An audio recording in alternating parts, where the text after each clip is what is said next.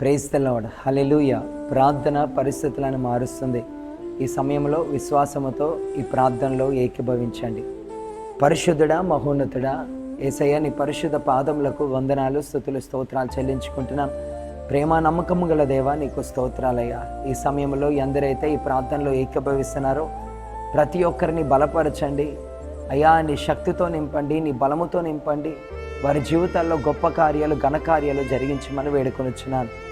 ప్రతి కుటుంబాన్ని దీవించయ్యా. ప్రతి కుటుంబంలో నెమ్మదుండునుగాక, శాంతి ఉండునుగాక, సమాధానం ఉండునుగాక అని ప్రార్థిస్తున్నానయ్యా. అయ్యా, ఎగ్జామ్ రాసిన బిడ్డలకు గొప్ప జయము దయచేయండి అయ్యా. ఏ పనులు ప్రారంభించారో ప్రతి పనిలో అయ్యా గొప్ప అభివృద్ధి దయచేయమని వేడుకొనిచున్నాను. అనారోగ్యంతో బాధపడుతున్న వారిని ముట్టి స్వస్థపరచమని వేడుకొనిచున్నాను. నిందలు, అవమానాలతో ఎవరైతే కృంగిపోతూ ఉన్నారో ప్రతి నింద పూదండగా మార్చమని వేడుకొనిచున్నాను. ఎవరైతే కన్నీటితో అయ్యా, వేదనతో అయ్యా కృంగిపోయి అలిసిపోయి ఉన్నారో ప్రభా, వారి కన్నీళ్ళు ఆనంద బాష్పాలుగా మార్చమని వేడుకొనిచున్నాను ప్రభా.